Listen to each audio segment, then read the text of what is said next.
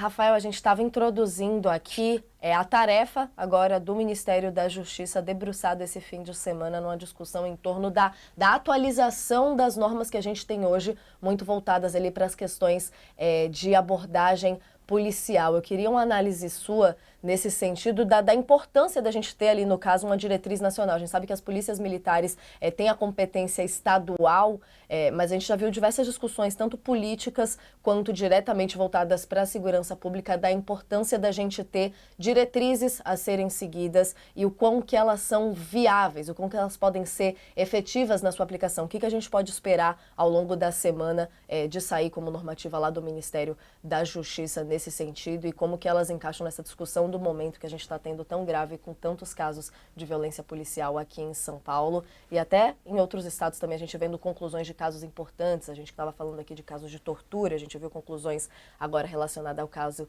Genivaldo, mas queria a sua análise então sobre esse trabalho do Ministério da Justiça e como que ele pode ser lido agora. Esse texto inclusive já estava pronto, mas esperaram o pós-eleição e agora está vindo num timing bom, Rafael? Bom, Natália, isso é uma ótima pergunta, porque eu também tenho muita curiosidade, né, de como isso vai ser conduzido pelo Ministério da Justiça. Como você comentou anteriormente, antes da minha entrada, já existe uma série de diretrizes, né, da adoção de câmeras corporais e redução da letalidade policial pelo governo federal, o que é muito importante. É importante frisar que o governo federal tem um histórico de não se envolver de maneira substancial com a segurança pública, considerar isso um problema dos estados, que a gente sabe que não é, né? O crime ele é organizado, ele é transestadual, transnacional hoje, né? As organizações, os atores, e o governo federal precisa ter uma atuação mais robusta nesse sentido. Em relação à violência e letalidade policial, a meu ver, isso só vai efetivamente se transformar numa política que vai sair do âmbito federal e ser adotada estadualmente, se o SUSP, que é o Sistema Único de Segurança Pública, começar a adotar características parecidas com o que a gente tem no SUS, né? Você tem diretrizes para o repasse das verbas, no caso do Fundo Nacional de Segurança Pública. Se essa amarração não for feita, né, o repasse das verbas para os estados não for condicionado, redução da letalidade, medidas para uso, por exemplo, de armas menos letais, como os tasers, incentivo à compra desses equipamentos, treinamento, as câmeras corporais, que não é só implementar a câmera corporal, nós temos várias experiências fracassadas de câmeras corporais no Brasil, em Minas Gerais, por exemplo, que é o estado onde eu nasci, teve um projeto de câmeras corporais que foi um fracasso. É preciso que seja bem implementado com uma metodologia robusta, com análise de resultados, tudo isso tem que estar muito bem amarrado. Então a gente pode, eu tenho uma expectativa, até pelo momento mesmo político que você trouxe, esses casos de violência policial no último mês em São Paulo são escabrosos, mas não só em São Paulo. A gente teve em Recife, um homem foi morto por um policial depois de uma corrida de um mototáxi por causa de R$ 7, né? Isso também foi filmado. Nós temos uma série de casos que tem, né, enfim, acho que Valmir e Tatiana já estavam comentando, são históricos, né? Algo que faz parte da história brasileira, mas que nos últimos meses tem se acumulado, né? Sobretudo, acho que pensando, olhando para os últimos 2 anos, em São Paulo, no Rio e na Bahia. São estados que têm uma situação crítica. Então é preciso sim que o governo federal entre e a gente olha com expectativa, né, de como vai ser feito. Se for recomendações, diretrizes, que são importantes, mas não são suficientes. Se tiver uma amarração com o repasse do Fundo Nacional de Segurança Pública, a grande maioria dos estados, talvez salve São Paulo, já vai ter uma grande chance de adesão. Digo salvo São Paulo porque tem um recurso, né, enfim, é um estado muito rico e que não necessariamente demanda do Fundo Nacional de Segurança Pública para algumas ações.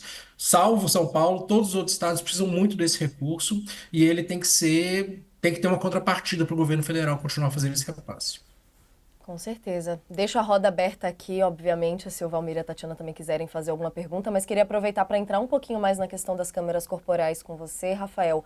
Muito pela discussão que a gente está tendo agora, inclusive de novas câmeras corporais. Acho que nessa autocrítica que a gente estava falando aqui, que o Tarcísio em discurso fez, chegou a prometer ali também de ampliar o uso em São Paulo, ele que admitiu que a opinião dele inicial contra o uso das câmeras estava errada, e agora a gente está vendo uma série de discussões que partiu justamente de mobilização tanto popular, quanto no caso especificamente da Defensoria Pública aqui de São Paulo, pedindo para que se olhasse, para que se cobrasse do governo explicações sobre o uso das câmeras aqui em São Paulo, e a gente tem uma série de discussões acontecendo no momento. O governo prestando esclarecimento para o STF sobre o funcionamento das novas câmeras aqui em São Paulo, discussão importante sobre os policiais acionarem ou não as câmeras para começar a gravar. E eu acho que para quem está assistindo a gente fica um pouco mais fácil a gente trazer para o real essa discussão quando a gente vê as imagens dos casos recentes. No caso da idosa que foi agredida em Barueri, a gente teve acesso à câmera corporal dos PMs e a gente viu que eles só gravaram o começo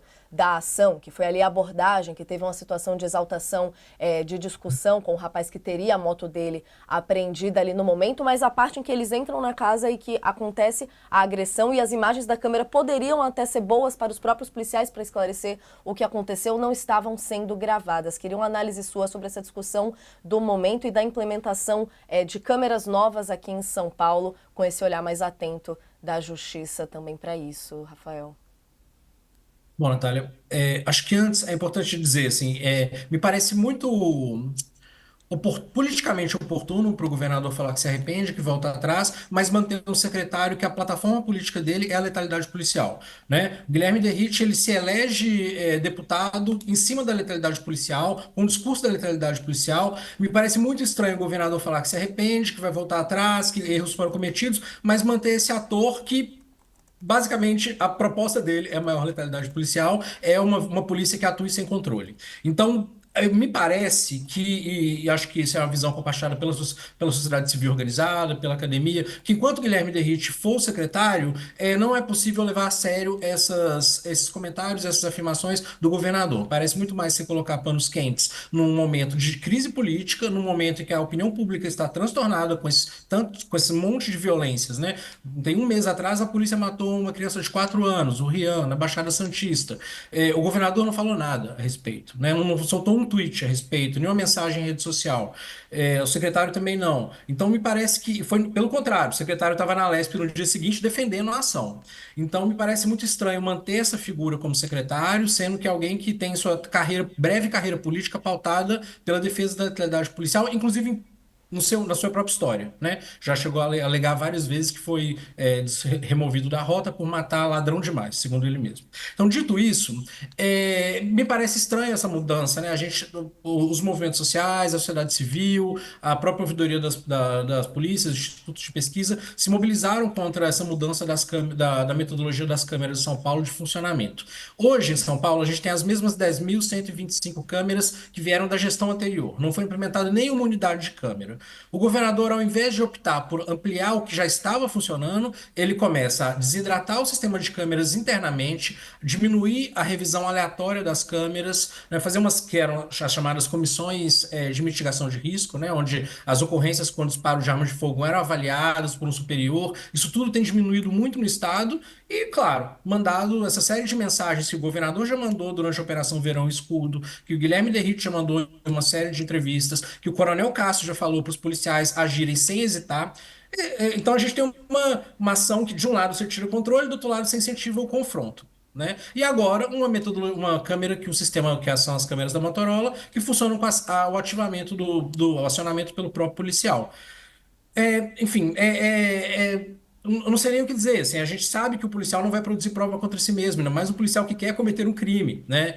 A gente tem várias imagens de casos importantes de letalidade policial que foram filmadas nesse ano pela gravação de rotina, que é a gravação que as câmeras que ainda estão atuantes, que são da Axon, elas fazem sem som e com a qualidade de imagem pior, mas elas gravam o turno inteiro do policial. Um idoso foi atingido por uma bala na cabeça no Tatuapé, no primeiro semestre desse ano, porque um policial estava com a arma sacada para fazer uma abordagem dentro da viatura, a viatura passa num buraco, no quebra-mola, não sei, a arma dispara, acerta a cabeça de um idoso do outro lado do Tatuapé que faleceu. Só foi possível identificar o que aconteceu nessa ocorrência porque as câmeras dos policiais estavam gravando. Eles não tinham acionado. Isso e vários outros. O caso desse jovem arremessado da ponte, não iriam ligar a câmera ali, né? Então, me parece um discurso, né, para encerrar, um discurso do Tarcísio tentando parecer moderado, mas o que a gente tem é um tipo de câmera que não é tão eficiente quanto o anterior para o controle da atividade policial, e um secretário que talvez fique mais silencioso, menos vocal nas próximas semanas,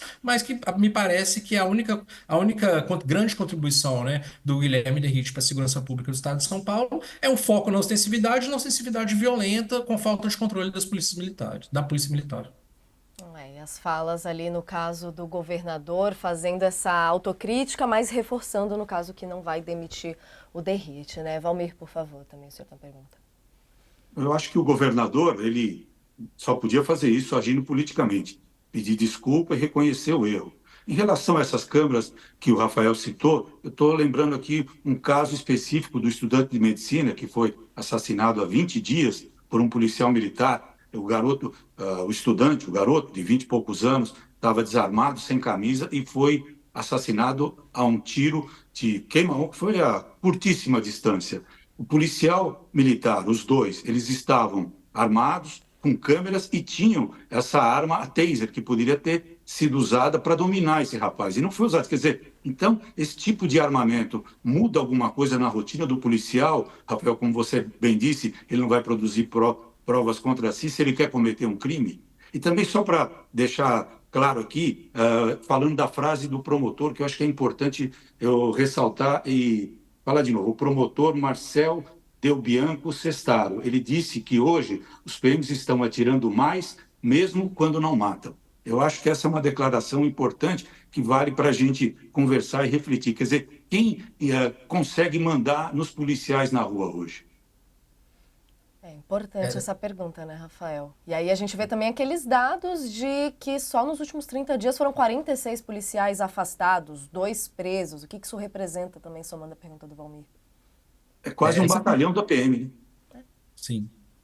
Essa pergunta do Valmir, acho que é a grande questão dos estudos sobre polícias no Brasil, principalmente a polícia militar, né? Acho que a gente tem um histórico, né, das polícias elas terem muita autonomia, né, e um poder político muito forte. Inclusive, a gente tem vários casos na história brasileira de secretários de segurança que caíram, que supostamente são os civis superiores que fazem o controle, né, os comandantes das polícias, os comandantes civis, que caíram por pressão da polícia militar, por greves, enfim, isso é algo histórico na sociedade brasileira.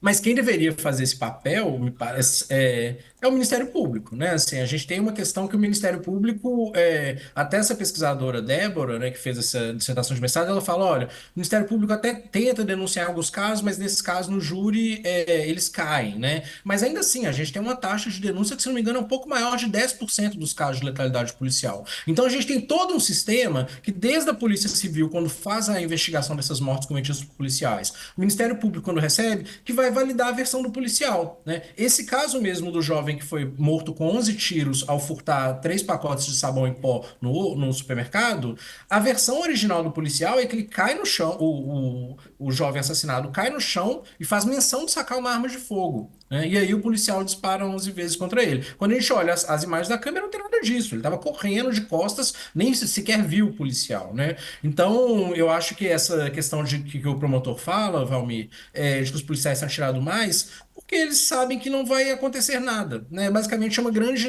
uma impunidade, onde aquela cena ali, ela pode ser arredondada no local. A gente teve uma condenação agora essa semana, né? Os policiais que metralharam um carro, colocaram uma arma fria dentro do carro e depois foram denunciados pelo Ministério Público. Operação Verão, Operação Escudo, tem diversos casos de denúncias e alguns que viraram denúncias do Ministério Público, inclusive, né? Mas ainda assim é muito pouco, né? O GAESP, que é o grupo especializado, né, de supervisão da atividade policial do Estado de São Paulo, do Ministério Público, só atua em São Paulo, por exemplo.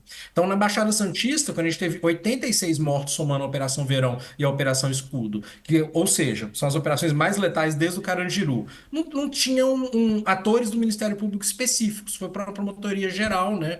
E que não com muita dificuldade de atuação nesses casos. Então, o Ministério Público precisa se esforçar muito ainda para fazer o controle da atividade policial, e a sociedade civil tem se mobilizado nesse sentido, né? Tem vários movimentos sociais, Mães de Maio, o Fórum Brasileiro de Segurança Pública, o Instituto Sou da Paz, o próprio ouvidor das polícias, Cláudio Silva. Estivemos com o representante do Ministério Público de São Paulo para cobrar uma maior força na atuação da supervisão da atividade policial. Porque é isso, um policial que atira 11 vezes de um jovem correndo só porque ouviu alguém gritar ladrão, como assim, né? Assim, 11 disparos é um uso excessivo da força contra a pessoa que estava de costas, né? Assim, enfim, é algo, é bizarro, aquelas imagens enfim, né, Não, constrangedoras. e mais uma O vez, né? Eu Rafael, acho que a gente. Por favor, Valmir. desculpa. Desculpa. Não, eu queria falar em relação ao Rafael. A gente ouve, inclusive, uma gíria dos policiais quase que diariamente. Vamos arredondar o BO, tanto por parte da Polícia Civil, como por parte dos policiais militares. Quer dizer, se houve um erro grave, um crime que muitas vezes não teve nem, não virou manchete, não foi denunciado, ou nós não ficamos sabendo, os policiais têm, em alguns casos, arredondar o BO, ou seja, acertar tudo para que, no futuro, esses policiais, no caso, policiais militares envolvidos em execuções, sejam absolvidos lá na frente, que a investigação foi mal feita e o Ministério Público não tem base, dados importantes e provas contundentes para denunciar aqueles policiais, não num suposto tiroteio, mas sim numa execução. Não é, inclusive no registro desse caso da ponte, no registro policial inicial, eles não tinham nem colocado ali, no caso, a situação de terem arremessado o jovem da ponte. Vou só aproveitar aqui rapidinho para chamar mais um rápido intervalo para quem está assistindo a gente pela TV.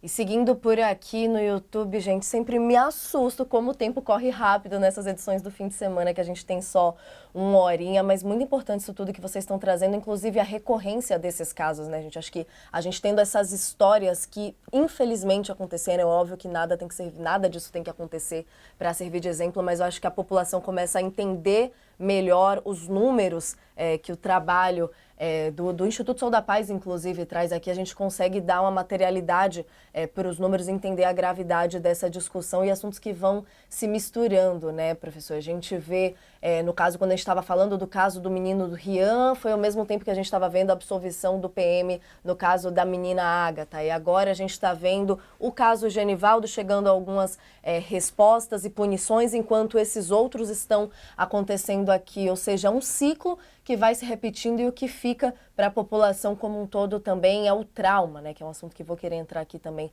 com a Tatiana e o Valmir, mas só para a gente ter uma palavrinha aqui para se despedir do Rafael, da nossa conversa, a memória que fica, né? No caso do Rian, a gente está falando aqui de um caso de um menino de 8 anos que foi morto pela polícia e pouquíssimo tempo antes o pai dele tinha passado pela mesma situação e foi morto pela polícia. A própria as entrevistas da mãe do Rian assim, são desoladoras, são de partir o coração. Esses dias eu ouvi uma repórter que cobriu de perto o caso falando dos irmãos do Rian, outras crianças que estavam ali com ele no momento, e um menino, criança também, irmão dele, dizendo que deveria ser ele no lugar do irmãozinho mais novo, e que ele não deveria ter se abaixado no momento que ouviu o tiro. E aí a repórter curiosa foi lá e falou: mas por que você se abaixou? E uma criança com normalidade ali, com naturalidade, falando: tia, é isso que a gente faz aqui quando escuta tiros. Assim, a gente até acho que de certa forma se emociona um pouco de imaginar que isso é a realidade de muita gente, a gente contando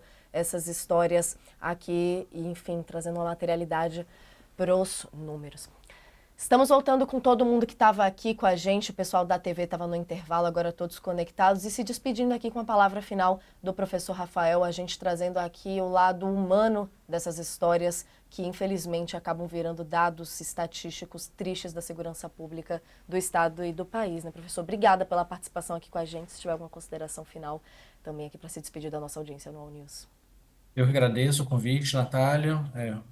Enfim, Valmir, Tatiana, agradecer o espaço. Acho que é muito importante esse debate. Acho que questionar a política de segurança pública, ter um debate qualificado é algo muito importante, né? A segurança pública, durante muito tempo, é um assunto especificamente de polícia, tem se popularizado esse debate, esse discurso, mas de uma maneira muito populista no Brasil. Então a gente tem que discutir o que funciona, aonde a polícia não tem matado tanto, por que que onde a polícia tem funcionado, e é muito triste, ao mesmo tempo é irônico, que a gente está falando de São Paulo, né? Um estado que 2 anos atrás reduziu sua letalidade policial em 60%. Então a gente não precisa ir longe, a gente não precisa ir olhar nos Estados Unidos, no Canadá, né, em Santa Catarina, que seja. A gente pode olhar para São Paulo. 2 anos atrás a gente tinha uma política muito, muito eficiente de controle e profissionalização do uso da força. Menos policiais morrendo e matando no estado de São Paulo. E agora o que a gente tem é um desmonte completo, né, na gestão do governador Tarcísio de Freitas e acho que ele não deveria se arrepender não só da sua opinião sobre as câmeras, mas de tudo que ele fez nos últimos 2 anos em relação à gestão do controle do uso da força, né? E tentar voltar no que a gente tinha. A gente teve entre 2022 e 2021 uma redução de 60% da letalidade policial no estado de São Paulo, né? É possível fazer, existem ferramentas, essas ferramentas, esses policiais ainda estão na rua que foram responsáveis por essa redução, esses comandantes.